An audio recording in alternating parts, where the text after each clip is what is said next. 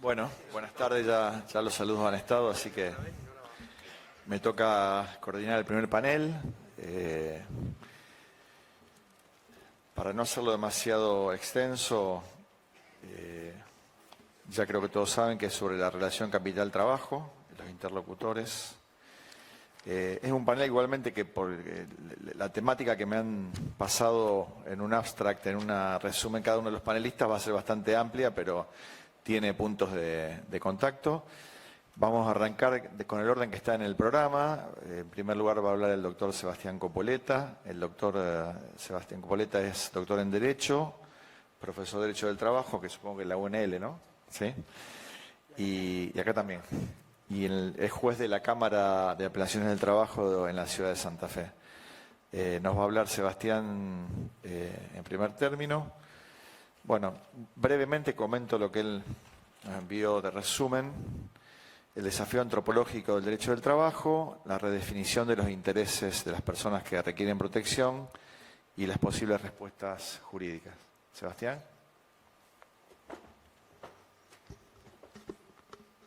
Buenas tardes a todos y todas. Muchas gracias al Grupo Bolonia por permitirme estar en el panel, a la universidad y a la facultad por recibirnos aquí. Es un gran gusto compartir el panel con ustedes. Muchas gracias. Tenemos 15 minutos, así que pienso hacer el uso más estricto posible del tiempo. Ya lo dijo nuestro presidente, nosotros somos un grupo donde debatimos ideas, así que en ese sentido quiero plantear algunas ideas como problemas, y no tengo ninguna intención de plantear ningún tipo de solución a esos problemas. Así que, en ese sentido, eso queda para ustedes, para el panel, con mucho gusto, si logran encontrar algún tipo de respuesta, pero yo no tengo esa intención. Así que lo que quiero hacer es poner algunas ideas como problemas, como para después discutir. Comencemos por acá. Una empresa es un deseo. Tengo la intención de hacer algo, tengo el deseo de hacer algo, y ese deseo puede quedar ahí, subjetivamente, ¿sí? Pero en la medida en que yo logro objetivarlo, sacarlo de la realidad, sacarlo fuera de mí, se convierte en una empresa. Una empresa que entonces es externa a mí y recibe una protección por el sistema jurídico porque le resulta algo interesante como beneficio para la sociedad. Para pasar esto un ejemplo, mi abuelo, un ejemplo banal si quieren, pero como para que esta idea quede. Mi abuelo venía de Calabria, vamos a suponer lo que no ocurrió, pero que me haya enseñado la cocina calabresa y que yo haya tenido amor por la cocina y sea un chef. Ninguna de las dos cosas pasaron, pero vamos a imaginarla. Yo puedo tener la idea de hacer un restaurante de comida calabresa en mi ciudad Santa Fe. Bueno, eso es un deseo y puede no salir de mi persona. Pero en la medida en que yo organizo los factores de producción y ese restaurante aparece, y yo soy el chef calabrés en ese restaurante, eso aparece en la empresa como el deseo externalizado y recibe protección jurídica por el derecho. Bien, pero es mi deseo. Yo soy el chef que está cocinando. Ahora, mis amigos vienen a comer y yo necesito que esos platos lleguen a esa persona. Y necesito a alguien que lleve esos platos. ¿Cómo hago yo para que una persona venga a sumarse a mi deseo? Acá viene el problema. Porque es mi deseo y no es el deseo de más nadie. Si alguien concurre en mi deseo, puede ser mi socio. Pero, ¿cómo hago yo para atraer a alguien a mi deseo que no es su deseo? Ese es el problema del trabajo. Yo necesito un trabajador que participe en mi organización, que es mi deseo, pero que no es su deseo. ¿Cómo hago yo para traerlo aquí? Bueno, se han ensayado algunas respuestas a eso. La primera respuesta es crearle una necesidad. ¿En qué sentido? En el sentido de que mi deseo ahora externalizado, la empresa, es el proveedor de algo que él necesita, él o ella necesitan, que es el dinero. En la medida en que en la primera ciudad industrial que existió, que fue Manchester, el granjero que estaba a 2 kilómetros de Manchester y que vivía de su granja, ¿por qué iba a ir a trabajar a la empresa? En ese momento en Manchester todavía no había shopping. ¿Por qué iría a hacer eso? Si vivía de lo que él producía y a lo sumo iba al bosque sacaba leña, cazaba un conejo, cocinaba. ¿Por qué de repente iba a ir a trabajar a la empresa? Bueno, porque un día fue a juntar leña y la propiedad privada no lo dejó entrar. Y un día quiso ir a cazar un conejo y no pudo, pero sí había leña y un conejo disponible en el mercado en donde le pedían dinero para ir a comprar eso. Por lo tanto, el único que le proveía dinero en ese momento era la empresa en Manchester, y entonces ahí sí, fue a Manchester a trabajar. Con lo cual, la forma que yo tengo de traer al trabajador, trabajadora, a mi deseo es su necesidad de dinero. ¿Sí? Entonces, la empresa es el único proveedor de dinero en la sociedad. El único no, hay alguien al lado, que es el banco.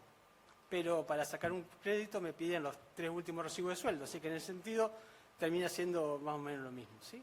Con lo cual, la empresa se generó esa particularidad de ser un deseo que es la necesidad de otra persona en el dinero. Y entonces la relación de dependencia laboral implica eso.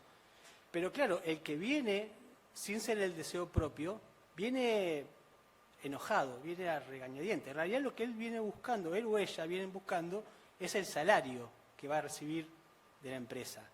Por eso se dice, rápidamente se dice, se busca trabajo y se pierde trabajo. En realidad lo que se busca es salario y lo que se pierde es el salario. Lo que la persona que trabaja viene a buscar aquí es el salario.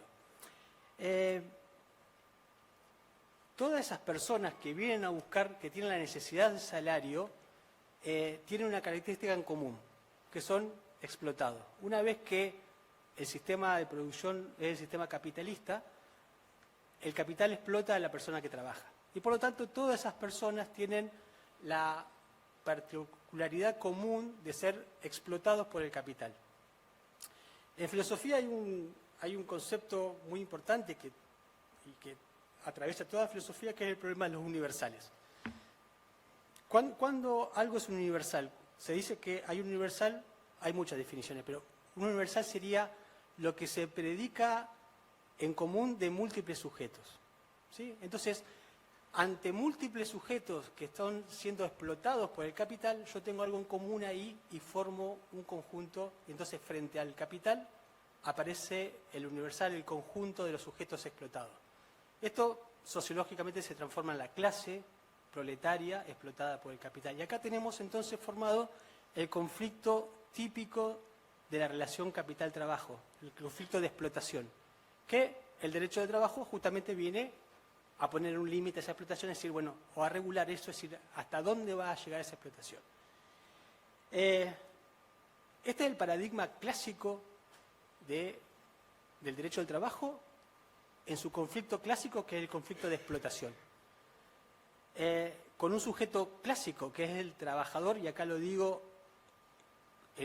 usando el género trabajador, porque el sujeto clásico explotado es el varón, proveedor de fuerza de trabajo muscular, que ajusta los bulones, los tornillos en la línea de producción, y que necesita ese salario para proveer las necesidades de su familia, esposa e hijos que están en casa. Ese es el paradigma clásico del sistema de explotación capitalista sobre el que se construye el derecho del trabajo y donde nosotros nos sentimos cómodos pensando. Entonces acá empiezan los problemas. Nos sentimos muy cómodos con ese esquema. Cuando algo se sale de esquema, lo queremos llevar inmediatamente a eso. Nosotros nos sentimos muy cómodos con la dependencia y queremos solucionar todo a través de la dependencia. Nos gusta la dependencia y nos parece que le da respuesta a la mayoría de los problemas que nosotros vemos de empleo. Pero lo que yo voy a plantear es que este paradigma clásico, este conflicto clásico, hoy por hoy ya no responde así. Ya no responde de esa manera y por lo tanto aparecen los problemas. Voy a plantear 4 circunstancias, no sé si me van a entrar, 4 circunstancias que ya nos sacan del paradigma clásico y por lo tanto nos ponen incómodos en la reflexión.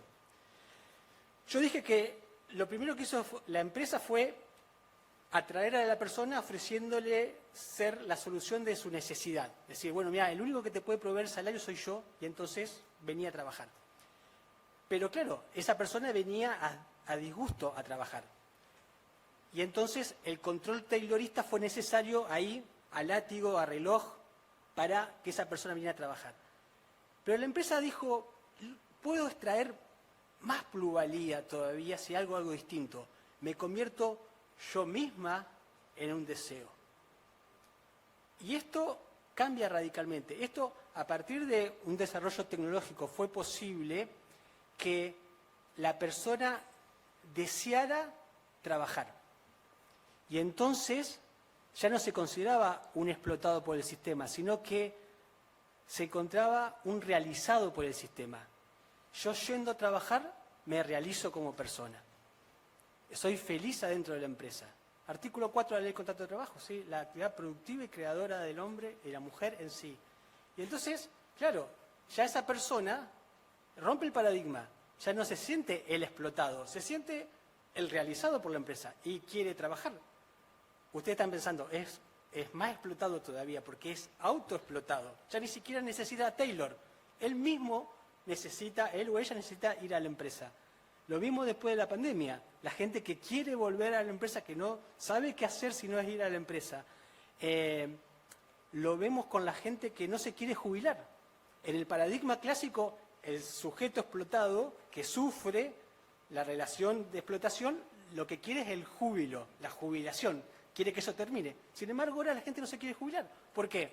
Porque está bien en la empresa, se realiza en la empresa. Con lo cual, ya ese común denominador del sujeto explotado, él o ella lo desconoce. Dice, yo no soy explotado, yo me realizo dentro de la empresa. Con lo cual, no se siente que si trabaja 14 o 15 horas por día, esté sufriendo. Le parece que está bien. Primer punto que rompe el paradigma clásico. Una cosa más, y quiero ahorrar tiempo, pero no quiero dejar de decir esto. Esta persona que se autoexplota, en el deseo de la empresa, se quiere transformar ella misma en el deseo de lo que desea. ¿Cómo es esto? Claro, como se siente feliz en la empresa y quiere estar ahí, quiere estar que el dueño de la empresa lo quiera a ella. Se quiere convertirse él mismo o ella misma en el deseo de quien lo desea, para estar ahí. A ver, ¿y esto cómo es? El empleado o la empleada del mes de McDonald's. ¿Sí? Ay, qué bueno, yo soy el empleado del mes, entonces me van a querer y me van a permitir seguir en McDonald's y entonces yo voy a ser mucho más feliz estando en McDonald's. Y esto es una especie de, si me permiten, de síndrome de Estocolmo. O sea, hay una relación ahí de deseo entre las personas que se están explotando. Segundo problema que rompe el paradigma clásico. Y que tiene que ver con el anterior, una cuestión tecnológica. Pasó algo que Marx no se lo imaginaba, que es que las empresas cada vez pueden más producir bienes y servicios sin necesidad de trabajo humano. Cada vez más las empresas pueden producir algo sin necesidad de que haya alguien ajustando un bulón. La tecnología permitió que la gran cantidad de trabajo que se hacía con fuerza humana se transforma en un trabajo provisto por un robot mecánico. Con lo cual, eso puede ser muy bueno, porque generalmente era trabajo de mala calidad, con lo cual que ahora lo hagan las máquinas está muy bien. Pero de repente, las empresas pueden producir bienes o servicios sin incorporar trabajo humano. Entonces, si ustedes se fijan cuando se discute plataforma, en los juicios contra Uber en el Tribunal de Justicia Europeo, el planteo de la empresa no era el típico planteo que solo conocemos de que no son monotributistas o son comerciantes en sí mismos. El planteo de la empresa es que son sociedades de la información. ¿Qué quiere decir? Que su empresa termina antes de incorporar trabajo ajeno.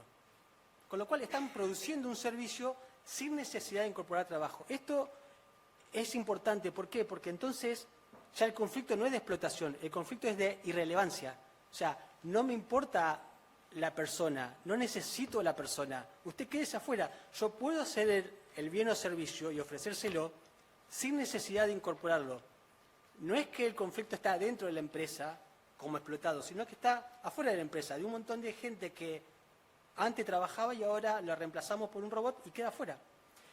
Con lo cual, de nuevo con los riders, estamos muy preocupados por los chicos y las chicas que bicicletean con las mochilas, mientras la tecnología está pensando en llevar las pizzas ahora con drones. En cuanto los costos lo permitan, desaparece rápido, desaparece pedido ya, y te aterriza el dron por el balcón y te trae la pizza. Es una cuestión de tecnología y de costo, nada más. Tercer punto que rompe el paradigma clásico. Antes había una clase explotada. Entonces, la clase proletaria era la clase explotada y al lado había otras clases, tal vez, dentro de la sociedad. Pero un sector era el explotado. Ahora, en la economía digital, donde lo importante es el conocimiento y poseer los datos, somos todos explotados. No hay nadie que escape a la explotación capitalista. Cada vez que abrimos Google, cada vez que le damos clic, like o lo que sea algo, estamos donando nuestros datos al sistema capitalista para que después nosotros creamos que hay alguien que nos escucha con el teléfono cuando decimos lavarropa y nos están ofreciendo lavarropa, ¿sí? En realidad estamos siendo todos explotados, con lo cual ese concepto de que hay una clase explotada se rompió y somos todos explotados. Último, y estoy sobre el tiempo ya, último punto que rompe el paradigma. Yo les dije que aquel paradigma clásico era del hombre proveedor de su familia. Felizmente, para mí, felizmente, el paradigma patriarcal se rompió, ¿sí? Con lo cual no existe o no debería existir más esa idea del macho proveedor de su familia. Y entonces se rompe el paradigma del derecho al trabajo de explotación y aparecen otros intereses que hay que proteger. Vuelvo al artículo 4 de la Ley de Contrato de Trabajo. El trabajo productivo y creador del hombre en sí. Pero ¿y el reproductivo y el de cuidado? Ese no entra en la Ley de Contrato de Trabajo. Bueno, ahora hay que prestarle atención. Bueno, si no entra en la Ley de Contrato de Trabajo, ok, pero hay que darle protección de alguna otra forma. Entonces lo que pasa, y estoy cerrando acá, lo juro, lo que pasa es que, y acá viene el desafío antropológico, lo que ha pasado es que de aquel sujeto, hombre, en overol, engrasado, poco educado, que ofrecía su fuerza de trabajo a cambio de dinero, lo que hay ahora es una explosión de sujetos. Hay múltiples sujetos con múltiples intereses que todos reclaman protección.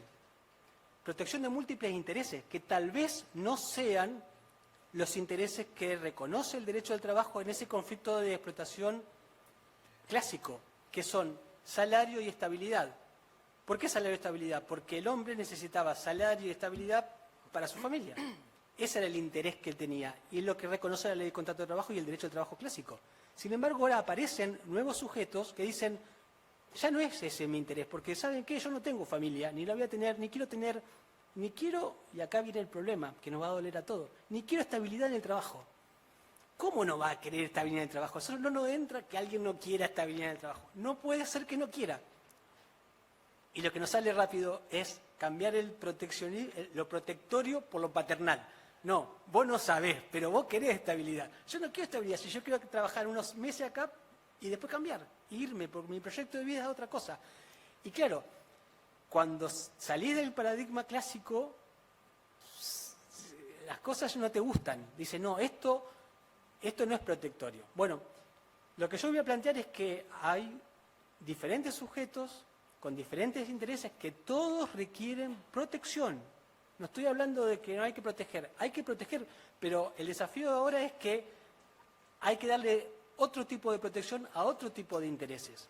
Y entonces hay que ampliar la idea del derecho al trabajo, tal vez a un derecho social, pero y acá va a aparecer la relación con la seguridad social, etcétera. Me pasé, disculpo. Gracias.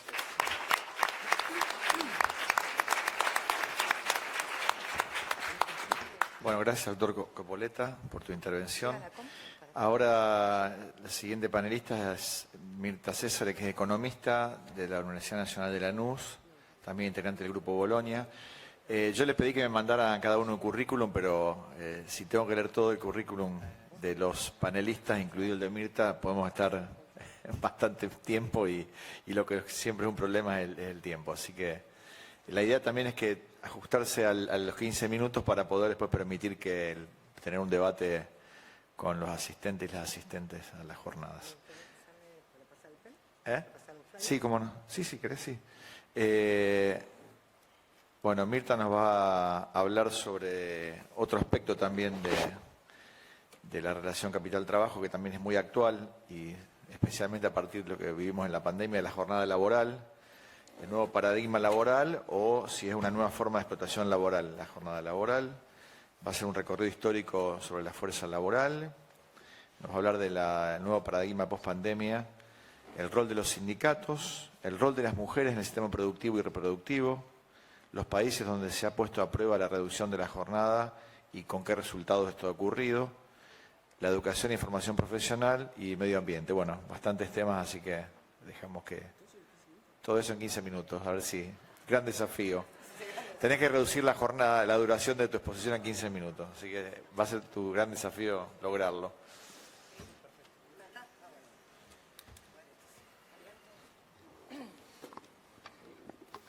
Hola, ¿qué tal? Buenas tardes. Sí, creo que se me fue un poquito la mano, me entusiasmé con la exposición y ahora me doy cuenta que 15 minutos no sé si voy a llegar a decir todo lo que tengo ganas de desplazarme. Cuando elegí el tema sobre las nuevas formas de este nuevo paradigma de la jornada laboral, la verdad que me pareció muy interesante, empecé a estudiar sobre el tema, que me invitaron a la charla, al cual lo agradezco, y tengo más dudas que certezas, esa es la verdad. Tengo más interrogantes que respuestas. Pero bueno, está bueno porque ninguna solución se resuelve, ninguna inquietud se resuelve con una solución o con una respuesta, sino que entiendo que justamente tiene que ver lo interdisciplinario en la cuestión para resolverlo y los diferentes actores que tendrán que dar cuenta de esta inquietud. Voy a ser breve, porque hay temas que ya por supuesto todos los conocen, empezando a hablar un poco del recorrido histórico muy brevemente de lo que es la fuerza laboral. Y si hablamos de los albores de la Revolución Industrial, que es justamente donde todos empezamos a partir de analizarlo, lo que es la fuerza laboral, el trabajo, y no podemos dejar de mencionarle Taylor cuando hizo sus experimentos y pretendía minimizar los costos, la masividad de productos, la enajenación del hombre con la máquina, la especialización y la división del trabajo fundamentalmente. Este concepto clásico de lo que es la administración y la economía se suscitó más tarde, en 1927, en 1932, y acá me quiero detener un poco más con Elton Mayo, donde incorpora toda la cuestión sociológica y psicológica en la fuerza de trabajo. Ustedes saben que en Estados Unidos se hizo el experimento en Harvard, que no nos vamos a detener tampoco en eso, y lo que vino Elton Mayo a incorporar al movimiento clásico, es decir, bueno, no solo el hombre, es la enajenación con la máquina y la masividad y la división del trabajo lo que hace aumentar la productividad y por ende el beneficio en este sistema capitalista, sino también hay que tener otros factores en cuenta, como es la motivación, la humanización y la democratización en las organizaciones. Ahí es donde surge justamente, como dije anteriormente, la psicología y la sociología. Ahora, por eso digo que tengo más preguntas que respuestas. ¿Fue tan benevolente Taylor y Elton Mayo decir en pensar en los trabajadores? No, por supuesto que no. Su principal propósito era justamente la maximización del beneficio. Por eso lo que creo... Sí, muchas gracias. Por eso lo que creo que hay que empezar a pensar en el siglo XXI es en el concepto de libertad. ¿Qué entendemos hoy por libertad? Es ese mismo concepto que se entendía en los siglos pasados. Hoy, en este nuevo paradigma y lo que trajo el COVID-19, lo que nos viene a mostrar es algo que ya sabíamos, pero vino a confrontar con nosotros, con nuestra realidad, vino a visibilizar los problemas que ya existían. El hombre está exigiendo el home office, el teletrabajo, trabajar un día menos, y todos sabemos los beneficios, o por lo menos están los primeros indicios de los beneficios que eso trae. Lo voy a nombrar muy rápidamente. Si nos vemos y nos paramos desde el lado de los empresarios lo que primero que te dicen es la reducción de los costos fijos. Sí, por supuesto.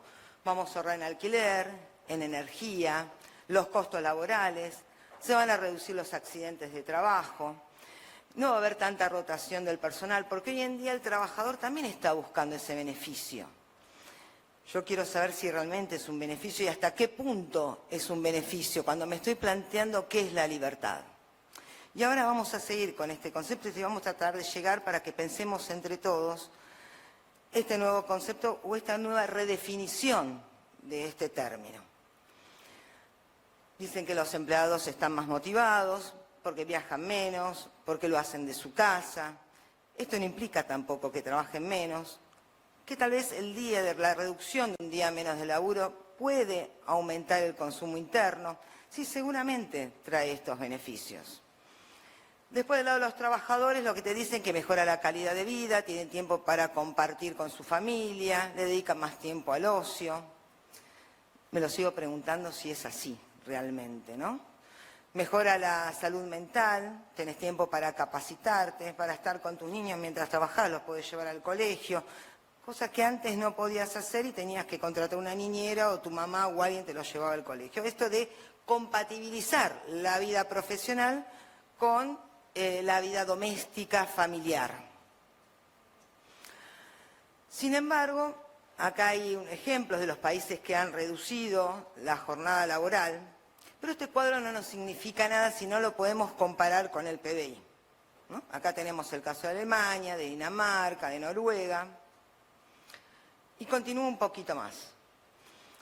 También tenemos las empresas que han hecho prueba piloto en sus países. Es en el caso de Japón, por ejemplo, que reducieron en una empresa 4 días hábiles laborales y notaron que reactivaron el consumo interno. Japón el problema que tiene la pirámide demográfica invertida y ellos apuestan ¿a qué? A que tengan más tiempo para divertirse, tal vez ahí encontrar algún novio o novia, ¿no? Porque tienen más tiempo de sociabilizar. Siempre hay que hacerse un espacio para eso, independientemente de donde estamos viviendo.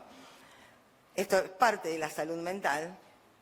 Suecia redujo también la hora a 6 horas y todos más o menos tienen los mismos resultados, ¿no? Aumenta la productividad, baja la depresión de los trabajadores, porque lo que se entiende es que el trabajo de 9 horas no son las 9 horas productivas, sino son las primeras horas las productivas, y lo demás estamos ahí sentados consumiendo luz, energía, sociabilizando con nuestros compañeros y lo bien que hacemos, porque no estamos ya enajenados a una máquina, o pretendemos no estarnos, se supone que la sociedad y el mundo laboral ha avanzado en eso y están los derechos de los trabajadores. Y acá están los casos concretos de las empresas que lo han implementado en sus países.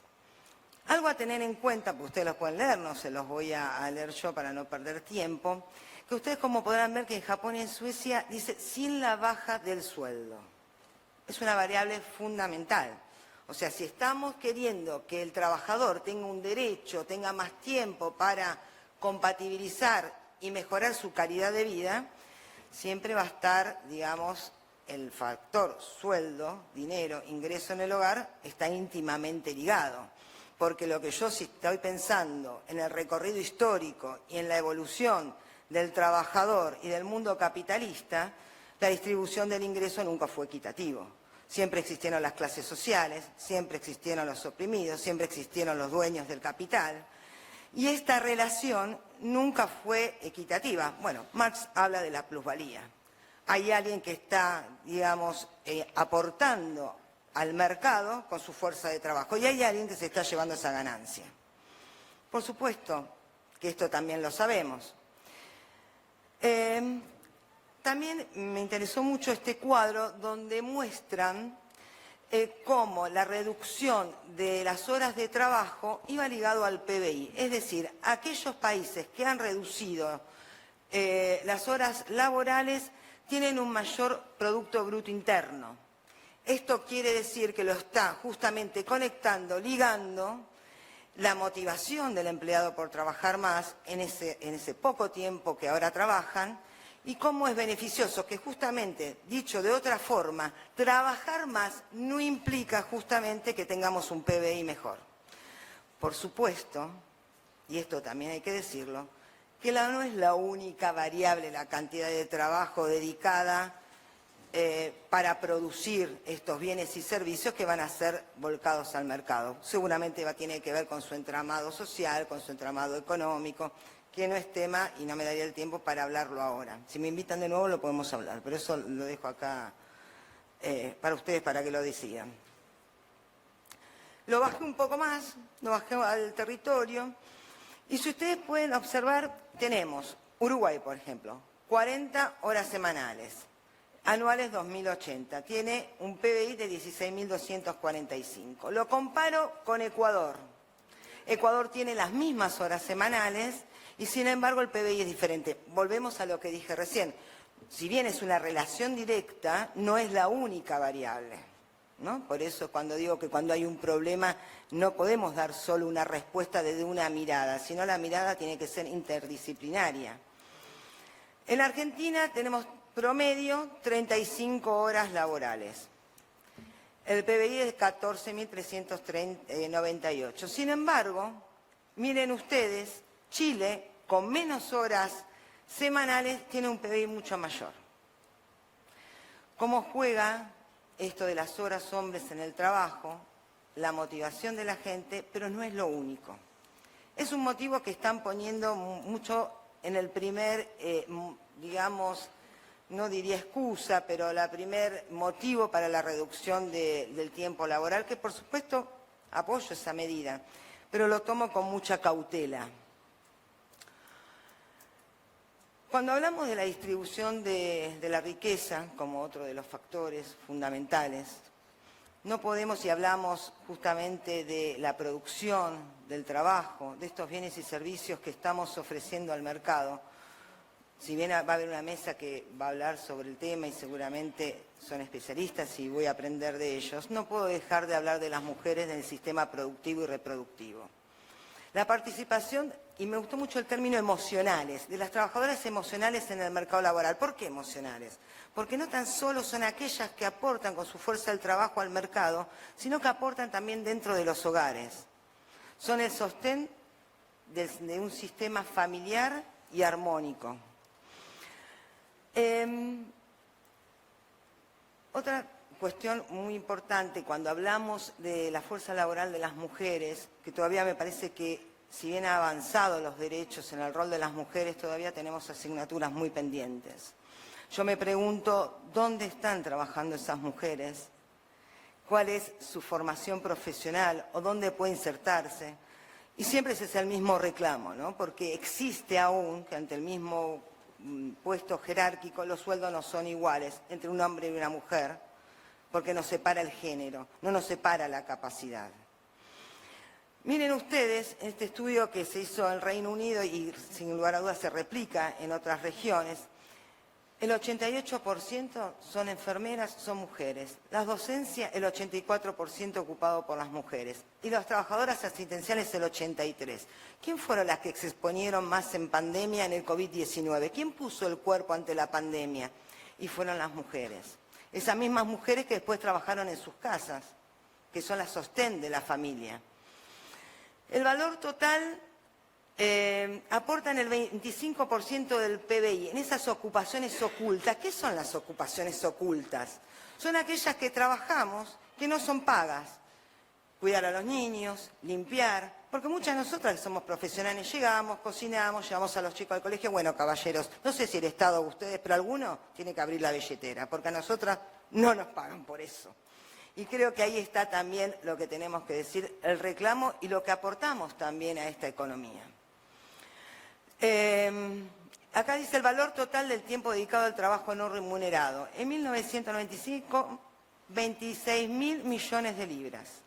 Ese trabajo que no está visibilizado, pero que existe. En el 2015, 449.000 millones de libras. No sé cómo voy con el tiempo. 2 minutos. 2 minutos. Voy a ser muy breve porque ya estoy terminando. No quiero dejar de, en esto de las variables, dejar nombrar, y lo hice muy breve, la educación y la formación profesional. A este nuevo paradigma que ahora vamos a redefinir qué es el nuevo paradigma, y seguramente hasta me voy a quedar corta porque con el transcurso de los años lo vamos a poder ver mejor, pero sí tenemos que estar atentos a lo que puede pasar. La formación profesional. Según el Foro Económico Mundial, Entre el periodo 23 y 27, la 23% de los puestos de trabajo cambian por un incremento del 10,2 y un descenso del 12,3. Es decir, que vamos a perder el 2% del empleo actual. ¿Pero por qué? Un poco por lo que decía el doctor Copoleta, por la transformación justamente de la exigencia del mercado laboral. Estamos yendo a un mundo robotizado, donde está primando la inteligencia artificial y donde nuestros estudiantes y los nuevos profesionales vamos a tener que salir, y nos incluimos todos nosotros, o por lo menos yo, de esta formación clásica para pensar en lo que el mundo y el mercado laboral nos va a exigir más adelante. Y cuidado con esto de la inteligencia artificial, porque también vamos a perder puestos de trabajo y tenemos que pensar esas personas, cómo las vamos a volver a capacitar para que no queden fuera del sistema. También quiero también mencionar muy brevemente el tema del medio ambiente, ¿no? Que acá lo dice, qué pasó, qué puede impactar la reducción de la jornada, o mejor, un día menos laboral, la benevolencia que tiene sobre el medio ambiente, que ustedes saben que ya no estamos en el cambio climático, sino ya pasamos a otro estadio que es la ebullición. Con lo cual, creo que también debemos pensar y armar un equilibrio entre todas estas variables y pensar en este nuevo paradigma que se da como una paradoja, ¿no? O sea, estamos pidiendo trabajar menos, pero sin embargo la carga laboral, la carga de producción y de trabajo es mayor, porque eso lo van a exigir. Las ganancias no van a reducirse, no pretenden reducirse porque vamos a trabajar menos. Le vamos a dedicar menos tiempo, pero vamos a tener más cantidad de trabajo. Entonces me planteo, ¿la libertad cuál es? Y bueno, pensemos a qué libertad vamos, porque tengo mis serias dudas que sea la libertad como los entendemos, o vamos a seguir siendo más esclavos aún del sistema capitalista. Porque voy a Elton Mayo con sus experimentos. No era que amaba el mundo laboral y amaba a los trabajadores, amaba el beneficio. Digamos, ¿no estaremos de nuevo en ese esquema con otras variables un poco más modernizadas? Le dejo esa inquietud, ¿no? Y pasamos seguramente por esta minimización de la carga horaria de trabajo y prestemos atención también a los derechos, a la remuneración, porque podemos caer en el pluriempleo o en un empleo más precario como los contratos. Le dejo esta inquietud y esta frase coloquial, pero me parece oportuna para esto: cuando la limosna es grande, hasta el santo desconfía. Muchas gracias.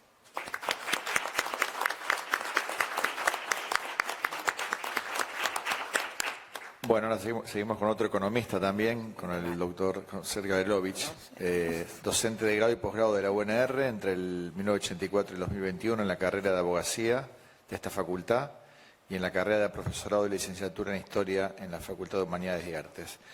Es coordinador del MATE, es el mirador de la actualidad del trabajo y la economía, miembro de la Sociedad de Economía Política de Latinoamérica, CEPLA, y miembro de la Sociedad Argentina de Economía Crítica. Sergio nos va a hablar también, bueno, de temas vinculados al panel. En primer término, va a ser una diferenciación entre trabajo y empleo, que es un tema que ha aparecido, que Marta ya lo adelantó, que es una frontera muy interesante para explorar. En segundo lugar, va a hablar sobre la pérdida que está observando en la dinámica de la creación de empleo salarial remunerado, sujeto a cobertura previsional de salud y aseguramiento.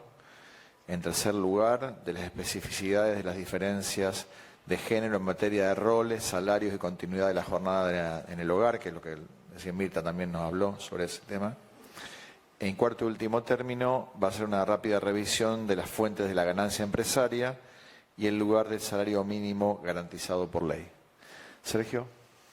Bueno, muchas gracias por la invitación. También exageré en los títulos, me voy a desviar un poco del planteo original. Habla de la dolarización también, ya que estamos de lo de Milei y todo, que viene. No vendría mal.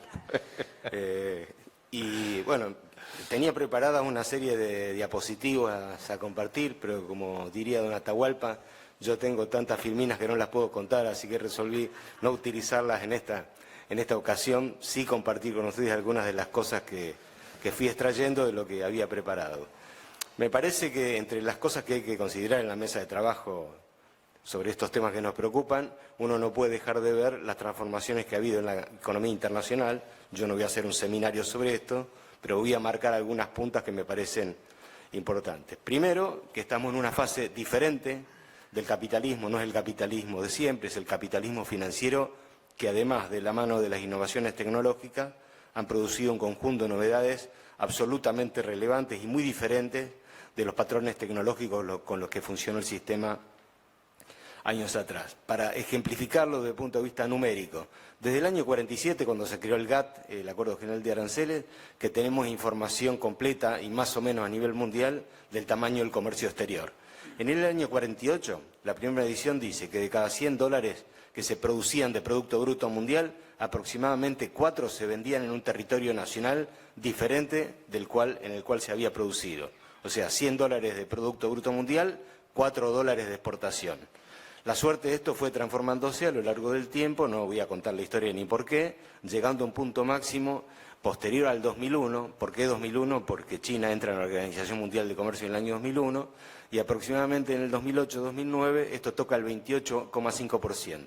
O sea, de cada 100 dólares que se exportan, 28,5 en ese momento, perdón, de cada 100 dólares que se producen, 28,5 no se vendían en el mercado en el que se producía, sino iban al resto del mundo. Este crecimiento del comercio exterior tiene un punto de inflexión, que es el 2015, que no tiene nada que ver con el ciclo político de la Argentina, sino que tiene que ver con la decisión china de reindustrializar e incorporar un conjunto de actividades de industrialización que provocan un sismo, una transformación importante en la suerte del comercio exterior y donde nacen nuevamente guerras de divisas, guerras comerciales, guerras por zonas y también guerras de las otras.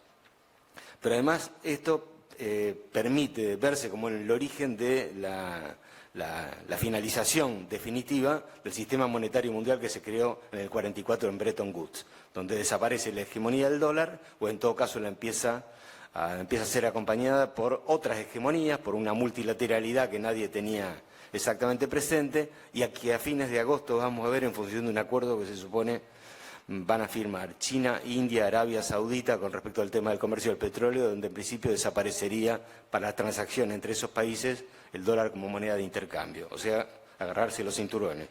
La otra cuestión que quería plantear de esta multihegemonía es la vinculada al tema del desarrollo tecnológico, el estilo del desarrollo tecnológico que hemos visto, que por un lado se refleja en lo que planteaba la colega de la disminución de la demanda de la fuerza de trabajo directa, pero a su vez la creación y ampliación de la fuerza de trabajo indirecta, no solamente en áreas de servicio, sino en áreas de la periferia capitalista, y en donde renace, en todo caso, se desaparece la vieja División Internacional del Trabajo, sustituida por una nueva División Internacional del Trabajo, que yo no la voy a apuntalar porque sería demasiado largo contarla, pero que tiene un conjunto de impacto que nosotros vivimos con gran magnitud en el caso de la Argentina.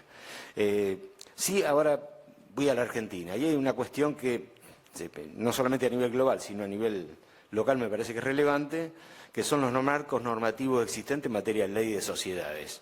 En la Argentina esta ley no acompañó estas transformaciones, de ninguna manera. Entonces, así como uno recuerda lo que fue en el año 71 el fallo del juez Lozada sobre el tema del caso SWIFT del TEC, bueno, el juez de la causa Vicentín ni siquiera tomó en cuenta ese fallo para ver las transformaciones que había habido en el capitalismo y la importancia que tenía el análisis del conjunto económico, la constitución del holding, las sociedades offshore, las sociedades holding, etcétera, etcétera. Para decirlo de otra manera, en el caso de la Argentina, el principal complejo exportador es el oleaginoso exportador. Bueno, las compañías extranjeras tienen todas, una casa central que las controla, que están ubicadas en paraísos fiscales. Y las dos que son nacionales, las que quedan, que son AGD y Molinos Río de la Plata, tienen una red de empresas holding ubicadas en el extranjero que le permiten hacer las maniobras que pueden hacer como consecuencia que la ley de sociedades ni siquiera consideró este conjunto de cosas.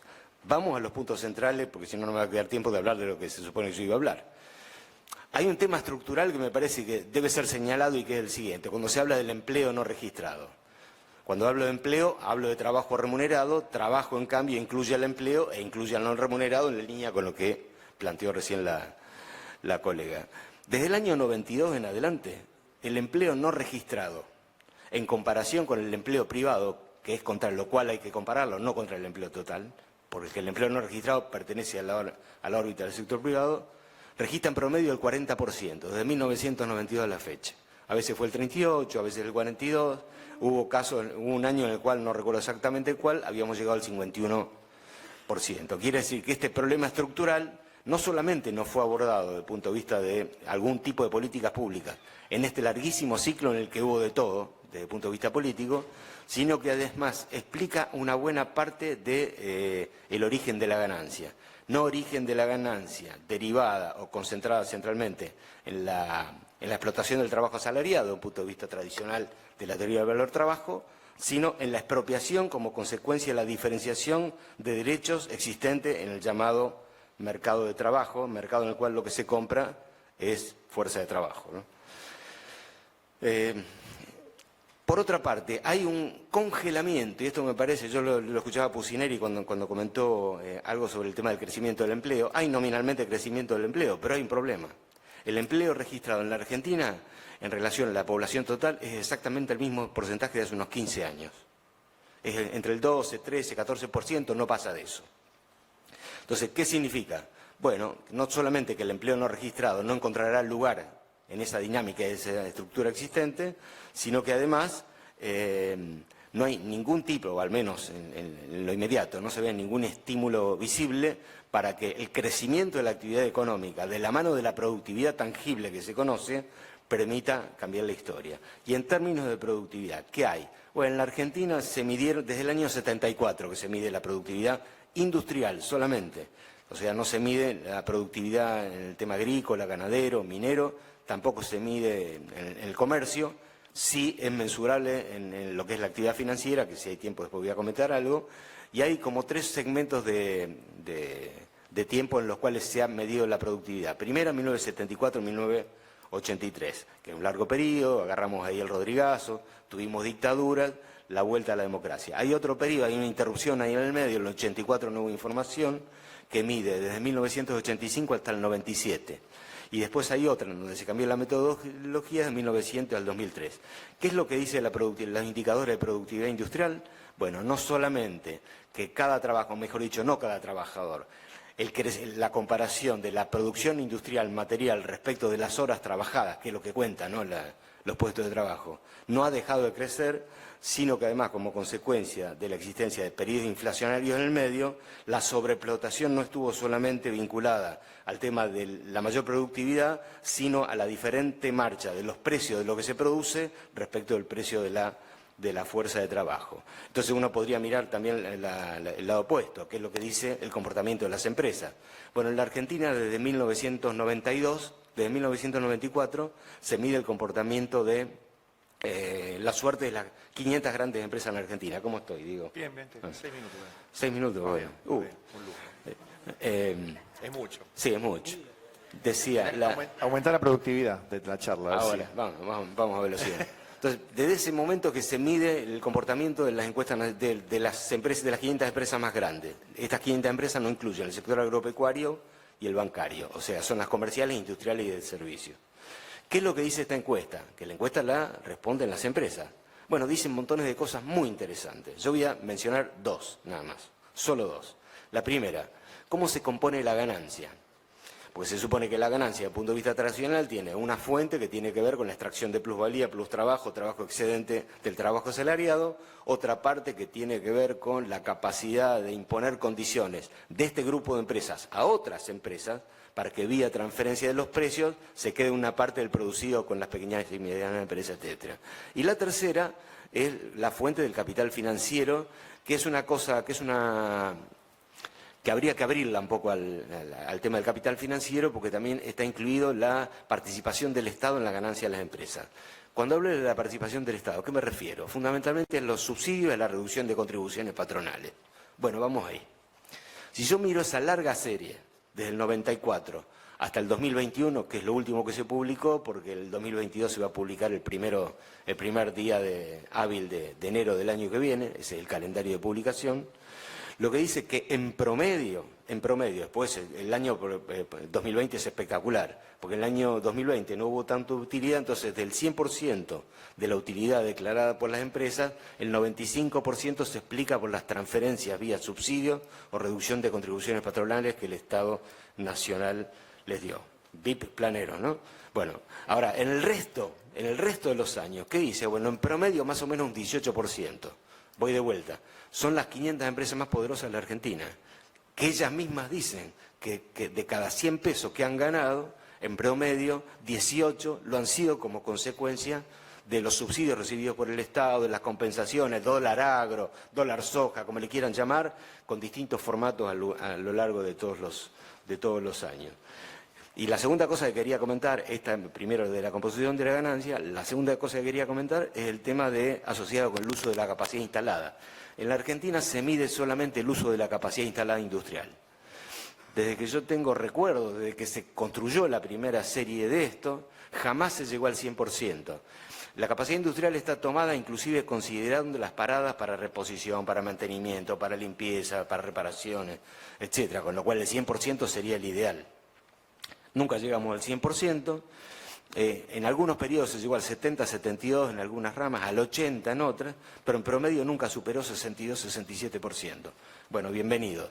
Una parte de la explicación del proceso inflacionario en la Argentina está en la pretensión de las empresas en descargar sobre los precios la parte de amortización de los bienes que no se utilizan y están incorporadas efectivamente al sistema productivo como consecuencia de la subutilización estructural existente.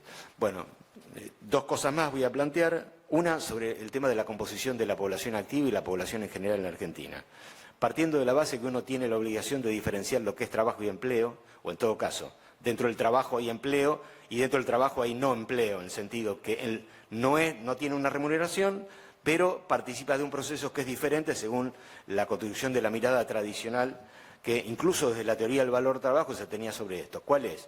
Bueno, desde Marx en adelante, o desde Marx, o en Marx, o centralmente en Marx, el ojo estaba puesto en la explotación del trabajo asalariado, como fuente de recursos para la distribución, para la acumulación, etc.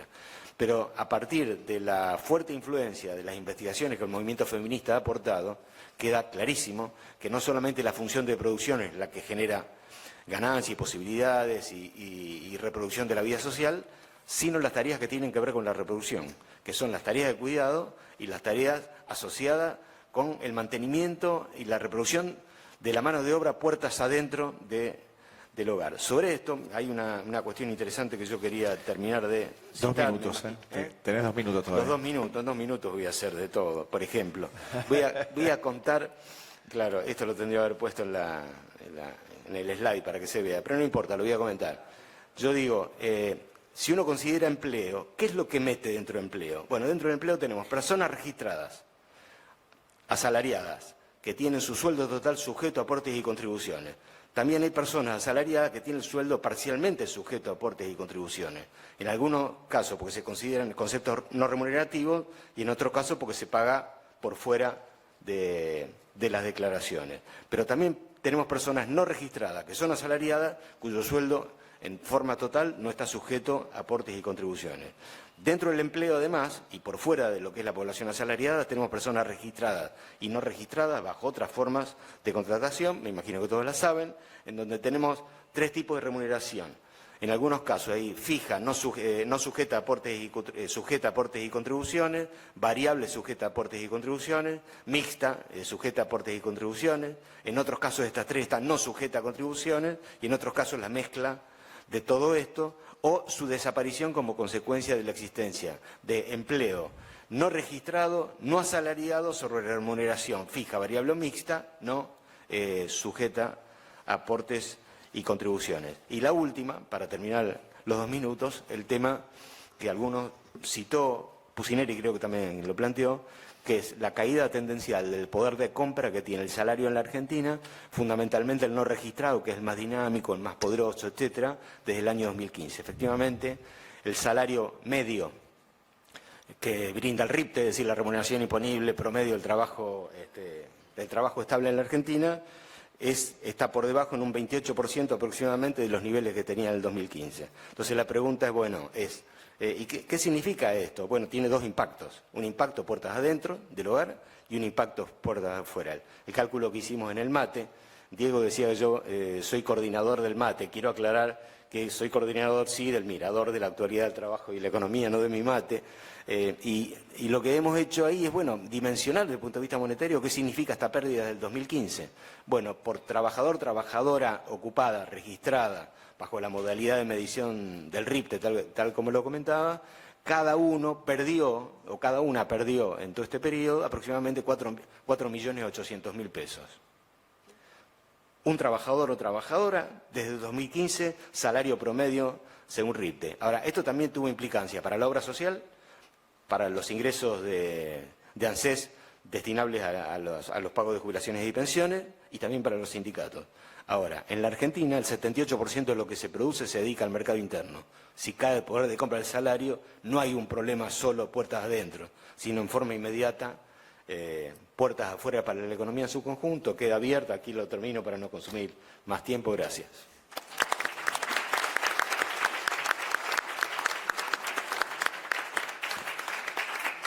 Gracias, Sergio. Bueno, la próxima panelista es Sandra Pérez, que es licenciada en Relaciones del Trabajo, también de la Universidad Nacional de Lanús, integrante del Grupo Bolonia. Les pido disculpas porque no voy a poder leer todo el currículum porque es tan extenso que... no llegamos a... No te así, quería pasar. Sí, bueno, no hay problema. Por eso hago Bueno, Sandra va a disertar también sobre trabajo y empleo en el actual modo de producción del capitalismo financiero, postindustrial y neoliberal. Y se va a focalizar en discutir el trabajo como elemento central de desarrollo humano y como actividad cultural del mundo contemporáneo. Bueno, dejo que te explayes directamente sobre el tema. Ahí voy, Bueno, buenas tardes a todos y a todas. Yo voy a intentar ir como Sergio de rápido, pero no voy a poder. Vine manejando hoy. Estoy que no encuentro las cosas, así que bueno, espero igual cumplir con los tiempos. También como Sebastián voy a dejar planteados interrogantes propios, inquietudes que pretendo, bueno, compartir con ustedes. Gracias a Marta, que me convocó, y bueno, arrancamos nomás. Yo voy a pasar, ahí estamos, no.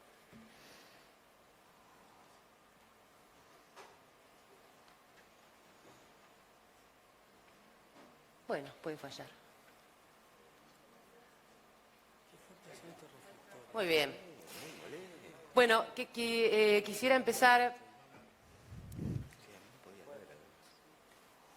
dejando algunas ideas que van a atravesar un poco esta charla y que tienen que ver con, primero, definir que el lugar que ocupa en una sociedad del trabajo y el empleo es ante todo una definición política. Y está muy vinculado a las maneras en las que nosotros como sociedad pensamos que se promueve el desarrollo social. Y en ese sentido, el trabajo ocupa distintos lugares, al igual que el empleo, y por eso entiendo también que es una actividad que la concebimos culturalmente, es decir, debemos pensarla como un entramado de significados, que en las distintas etapas van cambiando su performance.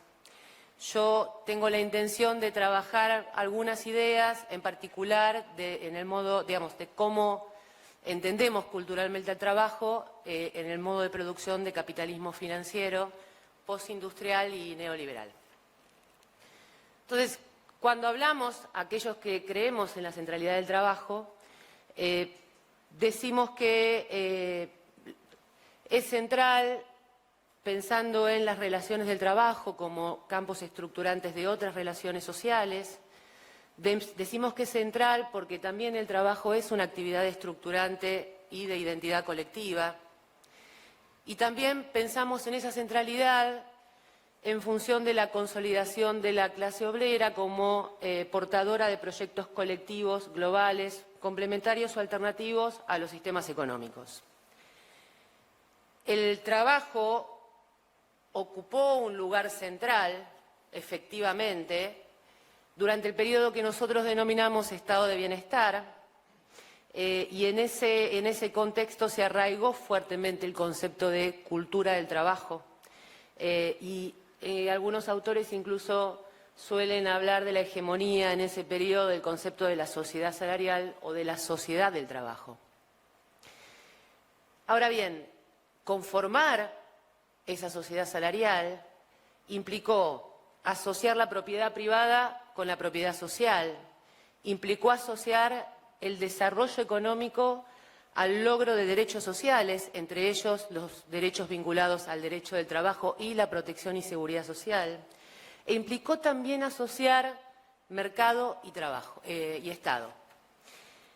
¿Qué dos parámetros o ejes acompañaron y fueron condición necesaria para esa conformación?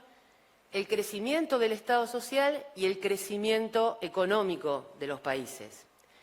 Y cuando hablamos de Estado social, básicamente hablamos de ese conjunto de instituciones, políticas, que tuvieron por finalidad administrar las estructuras de socialización del sistema capitalista. Eso, digamos, se consolidó como un régimen socioeconómico de intensa construcción institucional y que logró algo que en general para la economía clásica liberal era impensado, que era equilibrar la eficiencia económica con la justicia social. Ese equilibrio entre eficiencia económica y justicia social se logra a partir de distintas transformaciones, distintas políticas llevadas a cabo vinculadas con la indexación de los salarios nominales en función de inflación y productividad, el acceso a la educación, sistemas tributarios progresivos, incremento del gasto social en salud, en formación, en vivienda, movilidad social ascendente y sobre todo una política que perseguía el pleno empleo y el fortalecimiento de la negociación de los trabajadores. En términos sociales, yo digo que se gestó en esa época un nuevo orden racional en el marco del capitalismo que fijó las ideas universales de esa época, que básicamente tuvieron que ver con unir al capital y el trabajo y que ningún poder humano, en términos de Bauman, pudiera desatarlos. Capital y trabajo establecieron un compromiso mutuo donde la fábrica se situaba como el domicilio común. Los intereses de cada parte consistían en esa época en mantener y contener a la otra de manera saludable, para que cada uno pudiera seguir cumpliendo las funciones que le encomendaron. En ese contexto, el Estado de bienestar fue el actor necesario para hacer frente a las anomalías que pudieran surgir e impedir las deserciones a las normas culturales y sociales de ese patrón productivo.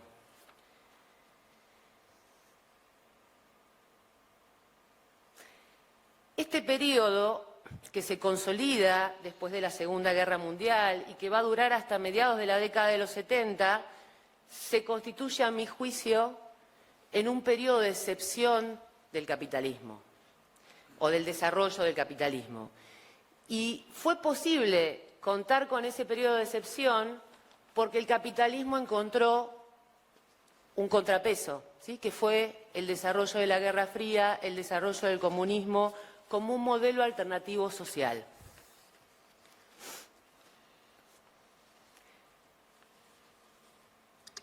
Y ese contrapeso permitió poner un límite a la pauperización que venían sufriendo los trabajadores y trabajadoras en el marco del desarrollo del capitalismo. La clase trabajadora que se había convertido en un sujeto social con poder desde fines del siglo XIX, principios del siglo XX, empujó hasta esa época a los estados a desarrollar política pública. Los derechos conseguidos hasta el estado de bienestar fueron más de la mano de las luchas obreras que desde una perspectiva del Estado de entender al trabajo como una actividad a proteger.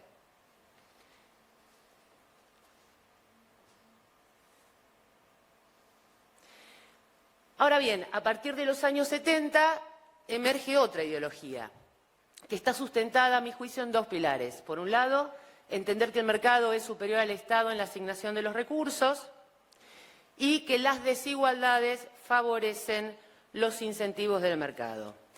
En este capitalismo financiero y postindustrial hay un cierto retorno a la macroeconomía clásica y con ello una nueva percepción de la construcción total, como también un nuevo lugar asignado para la actividad trabajo. No igual al principio del liberalismo económico, pero sí es entendido nuevamente como una mercancía que debe ser comprada y vendida en el mercado de trabajo.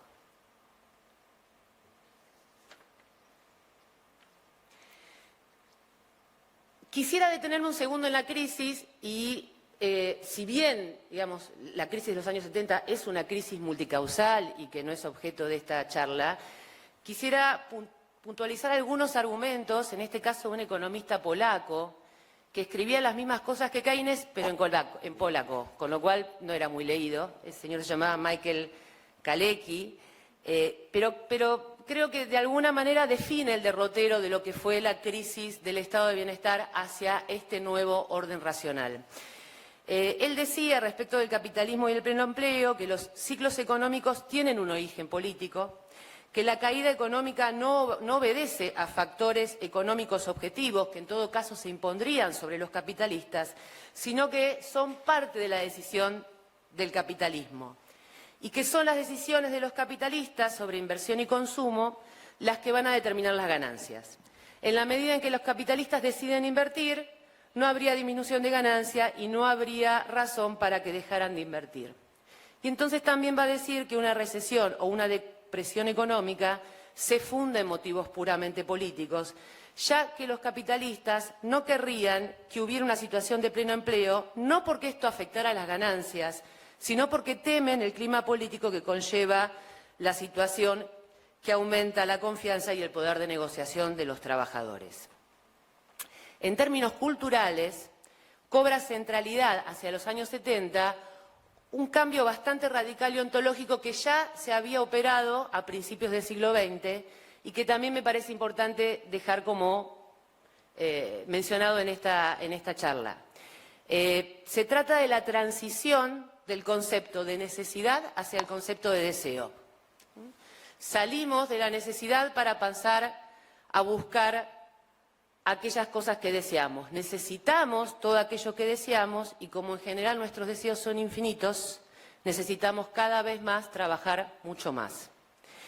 Y entonces bajo estos ejes entiendo yo al neoliberalismo como una nueva racionalidad dominante, donde el lomo político del liberalismo clásico hoy se transforma en un nuevo hombre económico. Es decir, que abandonamos la idea de pensar el potencial de la humanidad como realizadora de una naturaleza superior, de crear mundo, de crear perspectivas a futuro, mundialidad, más allá de nosotros, para abrazar la idea de que no existen otras motivaciones, impulsos, aspiraciones que no sean la mera vida individual de cada uno de nosotros. Otra idea que también surge en este nuevo orden racional es esta idea de gobernanza, entendida como la transformación de un gobierno que gestiona en oposición y tensión al sector privado por un Estado organizado como una empresa que gestiona eficientemente en colaboración y en complementariedad, rechazando el concepto de ideología y el concepto de conflictos de intereses. El gobierno entonces, el Estado, deviene en una tecnocracia que ya no procura el bienestar de la población, sino que va a estimular el crecimiento económico buscando o siendo buscado a través de superávit fiscal.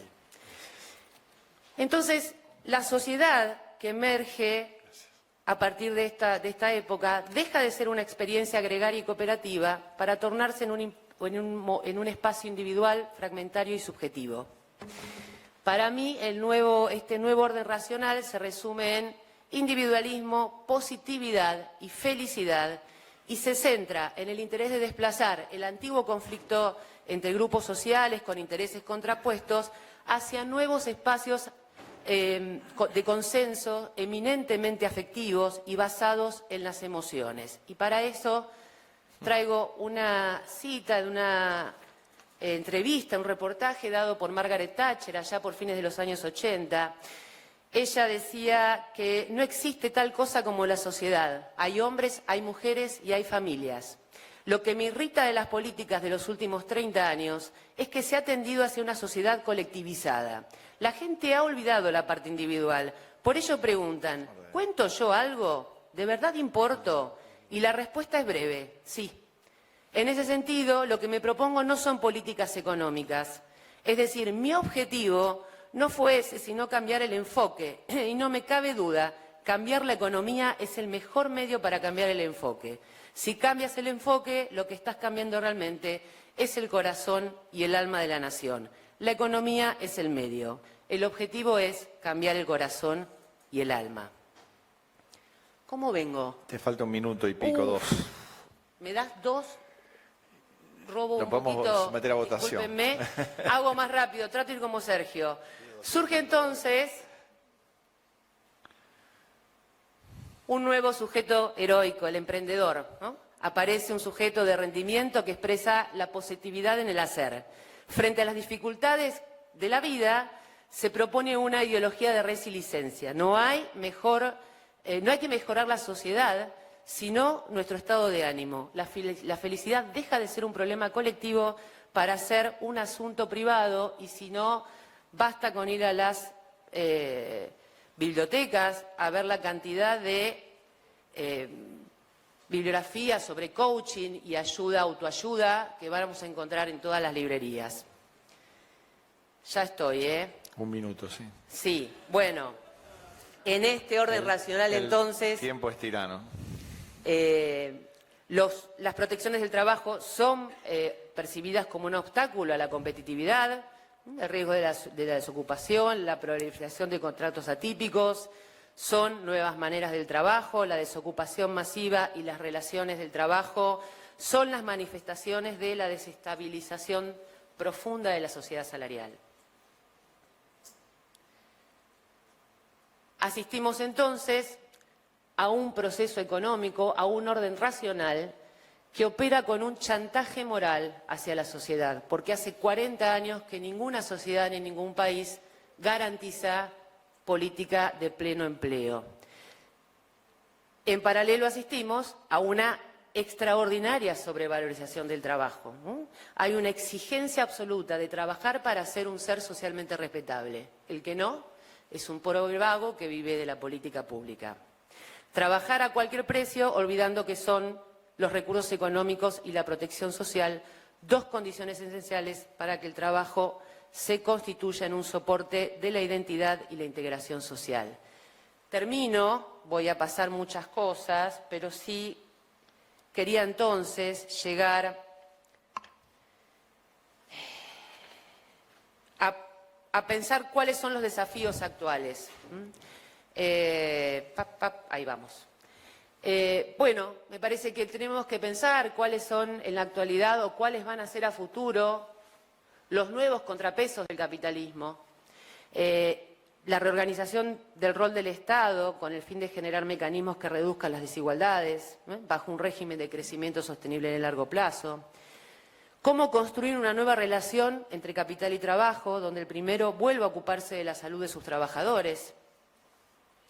Y también poner nuevamente en centralidad el trabajo, ¿sí? Que implica una serie de desafíos en la política pública, que los voy a dejar acá, simplemente decir que pensar en estas nuevas formas que adquiere el trabajo no implica desestimar o dejar de tener como objetivo central la búsqueda del pleno empleo.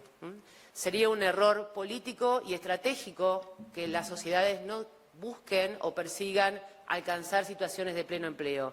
Pero más erróneo sería no dar cuenta de las actuales realidades que hoy asume el trabajo y que están atravesadas por estos entramados de significados que nos han arraigado muy profundamente y que tenemos que volver a pensar. Muchas gracias.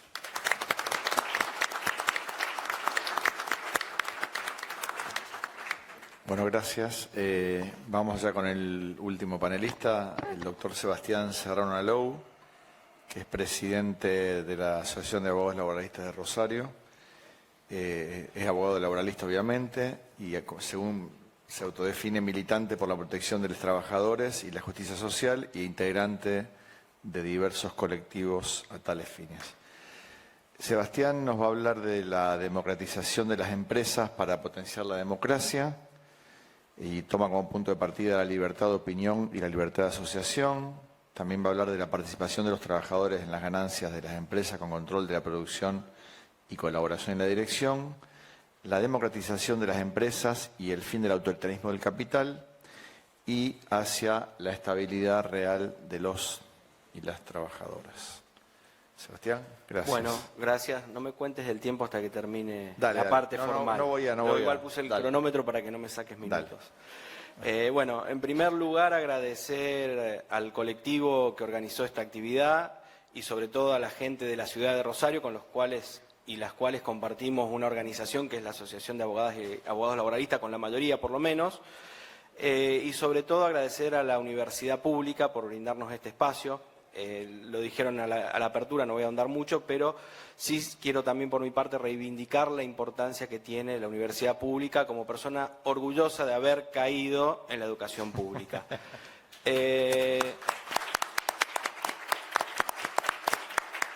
Reincidentemente, caí en grado, posgrado y demás, siempre no aprendo. Pero bueno, por otro lado, las advertencias de rigor, mi compañera siempre me dice, avisales que sos de hablar muy rápido. Creo que con Sergio ya se curaron, puedo que hable más o menos parecido, y que por ahí te pones un poquito eufórico, gritás, y no es que te está por dar algo, sino que como te gustan los temas, por ahí te dejas llevar, y es así. Así que bueno, voy a iniciar entonces con lo que me invitaron a compartir en esta actividad, esta jornada que se llama Nuevas Formas de Organización del Trabajo y Derecho Laboral. Y partiendo desde ese punto dije, ¿por qué no hablar de las viejas no cumplidas? Que si se cumplen serían nuevas, porque como nunca las hicimos, entonces por ahí si las retomamos y las llevamos a cumplimiento serían nuevas.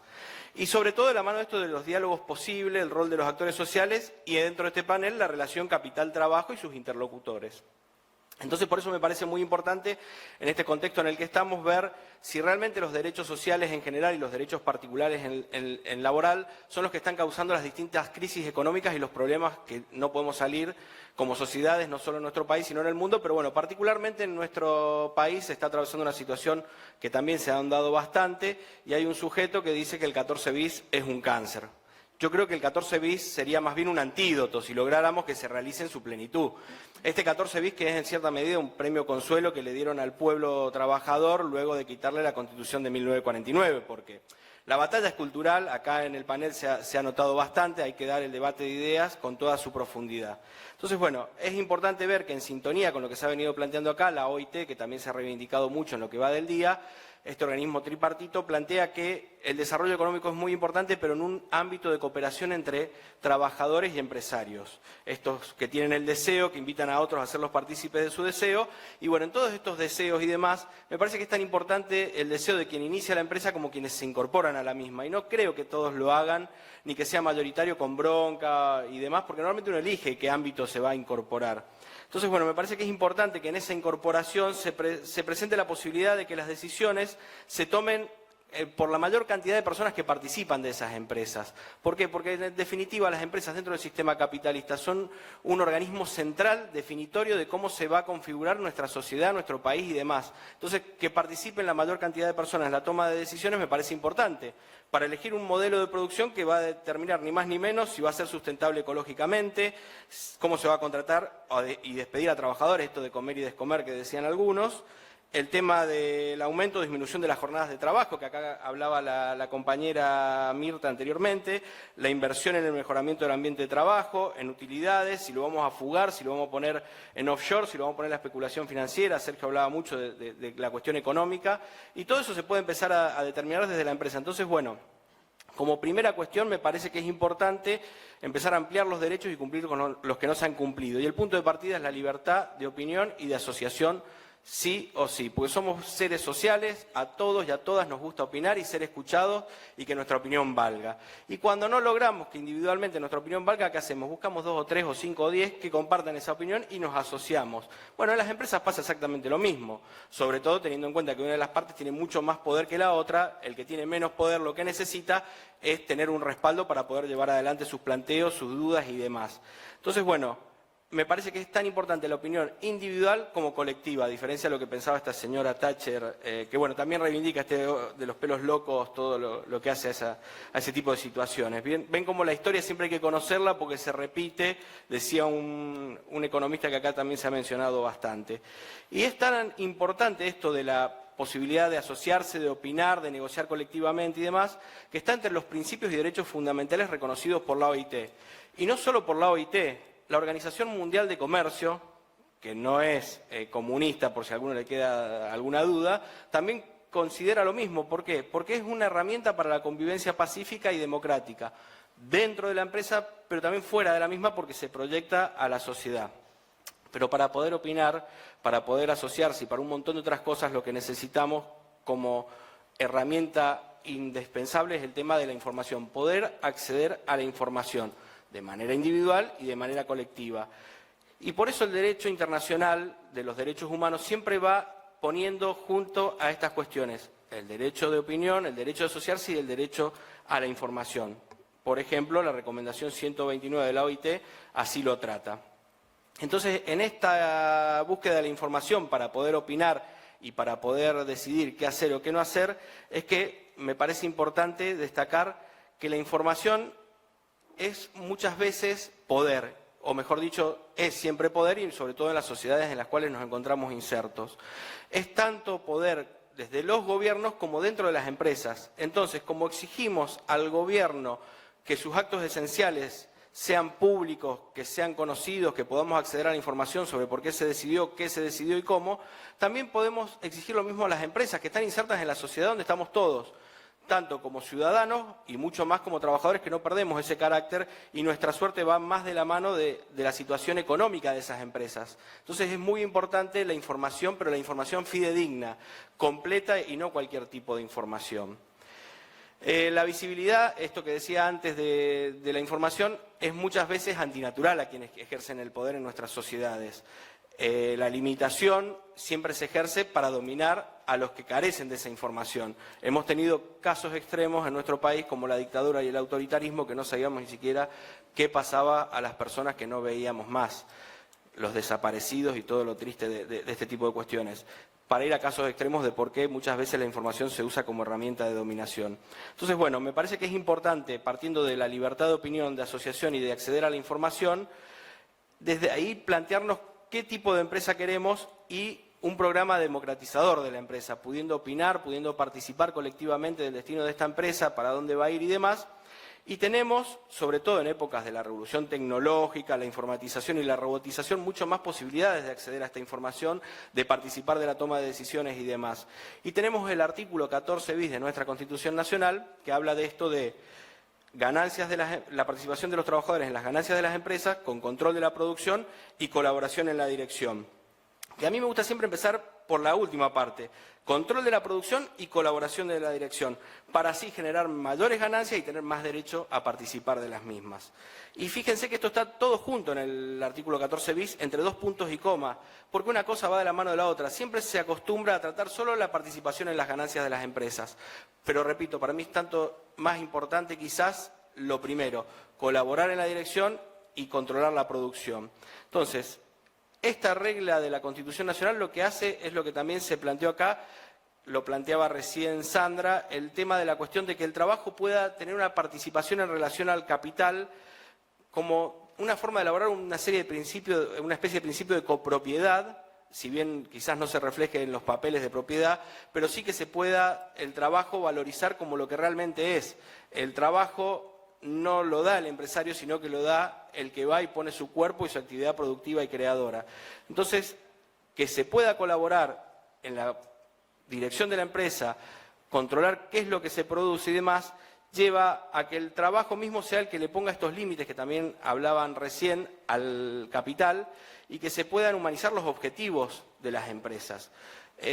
Por ahí algunos pueden llegar a decir, pero si ahora estamos en tiempos de que hay que analizar la economía desde otro punto de vista, esta economía colaborativa, social, popular o como se la quiera llamar.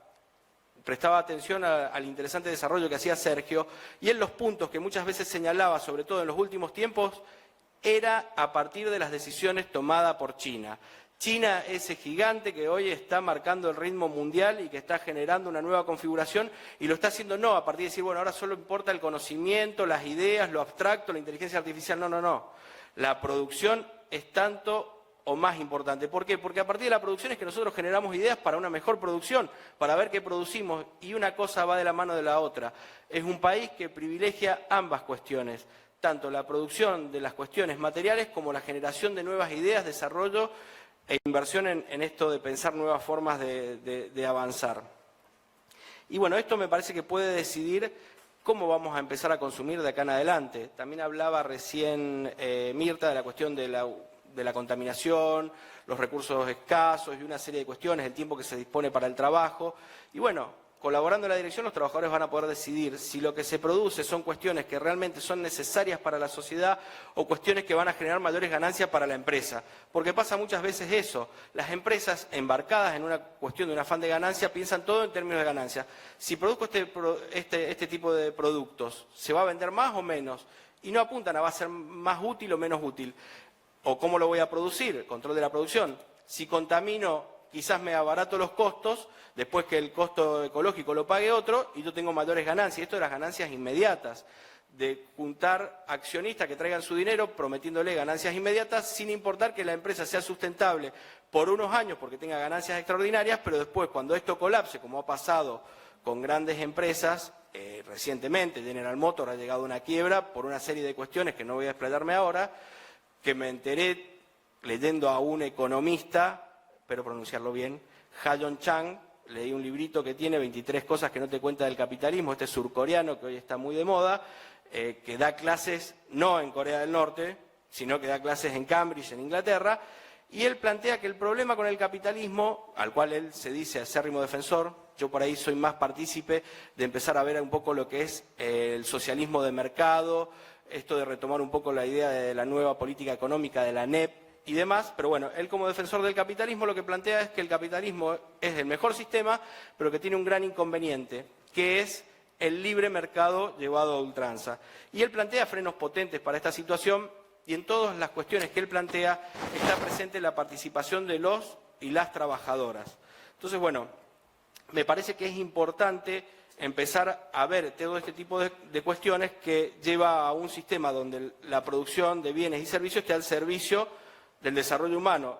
Y en nuestro país, le guste a quien le guste, la propiedad privada se puede subordinar su uso y goce al interés social. Pacto de San José de Costa Rica, parte de nuestra Constitución Nacional. Y por lo tanto, las ganancias de las empresas tienen que ser partícipes quienes las producen, para poder disfrutarlas, como también para decidir en qué se van a reinvertir, porque las dos cosas son importantes. Entonces, bueno, cuando se tomen las decisiones también se va a decidir cómo se distribuye mejor el trabajo en cuanto a duración e intensidad, cuestiones que desarrollaba Mirta. Y esto de la persona humana, las mayores posibilidades de desarrollarse y demás. Pero para que los trabajadores puedan participar de todo este tipo de cuestiones, surge una cuestión importante, la capacitación necesaria. Y la capacitación de los trabajadores y las trabajadoras siempre es positiva, porque se da una formación técnica que lleva a que muchos de ellos y ellas se puedan dedicar después a la investigación y al desarrollo, cuestiones tan importantes en economías del conocimiento como la que hoy estamos insertos. Y también, ¿por qué no?, las técnicas de dirección de las empresas, sobre todo para que, llegado el caso, puedan advertir si la empresa no está siendo bien dirigida y si los empresarios deciden abandonarlas, como no pocas veces han pasado, al borde de la quiebra o en una quiebra, puedan transformarse en cooperativas y no los tome desprevenidos y sepan cómo se van a tener que manejar a partir de ese momento. Nuestra ley de concursos y quiebras, en una de las últimas reformas, privilegió la continuidad de la empresa por medio de la forma de cooperativas. Y si en algo también tienen que trabajar, participar los trabajadores, más a partir del convenio 155 de la OIT, y lo miro a Pancho, que es experto en el tema, en las decisiones que se tomen para la prevención de accidentes y enfermedades. En nuestra provincia hay una ley de Comité Mixto de Higiene y Seguridad. En la Nación no logramos todavía que se sancione, porque siempre están todos estos discursos de agitar monstruos, de que puede ser terrible, cómo le vamos a recortar un poco del poder a los empresarios. Los empresarios siempre tienen limitaciones a su poder, y en los países que se consideran los más capitalistas del mundo, las limitaciones suelen ser mucho mayores que en nuestro país. Pero bueno, es muy difícil pensar en todo esto que yo les digo en un contexto de alta precarización y sobre todo de practicar. Y acá es, bueno, donde va de la mano la última de las cuestiones que hoy también Sebastián planteaba, de la estabilidad, y esta gente que dice, yo no quiero estabilidad, si total yo quiero irme cuando yo quiera. Sí, está bien, si vos querés irte cuando vos decidas, bárbaro.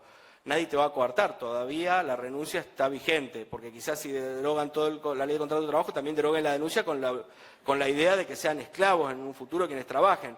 No sé, son tan alocadas por ahí las ideas que me animo a plantearlo como una posibilidad. Pero ese que dice, yo quiero estar mientras yo quiera, bárbaro, nadie te lo prohíbe. Y acá la batalla cultural de cómo se presenta el tema, como que la estabilidad le va a coartar algún derecho. No, al contrario. Vos, pibe joven, sin familia y demás, vas a tener siempre ese derecho. Pero ¿qué pensás si el día de mañana vos entras a la empresa y por no le gustó cómo estabas peinado y dices, bueno, ahora andate a tu casa y no te quiero ver más? Y me va a pagar y no sé, lo veo. La indemnización ya no existiría, y lo que te debo, si quiero lo pago y si no, no. Y sindicatos ya a esa altura calculo que tampoco va a haber, porque ¿qué sindicatos va a haber en relaciones inestables? Entonces me parece que ahí es donde nosotros tenemos que salir a explicar el porqué de la estabilidad en el empleo.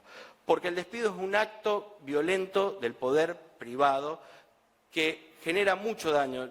Como abogado laboralista, disculpen mi deformación profesional, soy una persona parcial, incurablemente parcial, porque por suerte no soy juez ni jueza del trabajo, que deben ser imparciales, pero no neutrales, se olvidan también muchas veces esas partes. Acá tenemos un ejemplo contrario. Sebastián leo sus fallos, se acuerda siempre de su rol. Ojalá más jueces y juezas lo hicieran. Pero bueno, lo que tendría que ser la regla pasa a ser la excepción. Entonces me parece que es importante ver qué posibilidades tiene una persona de opinar en el trabajo y de asociarse si sabe que eso va a generar mucha disconformidad en quien va a tener que acoger sus reclamos y sus opiniones y lo va a despedir. Ya estoy terminando, ¿eh? Bueno. No te Entonces, dije nada, viste que te pero respeté yo ya tu te consigna. conozco. Entonces, bueno. Y es mi rol, ¿qué querés? Es muy antipático, pero...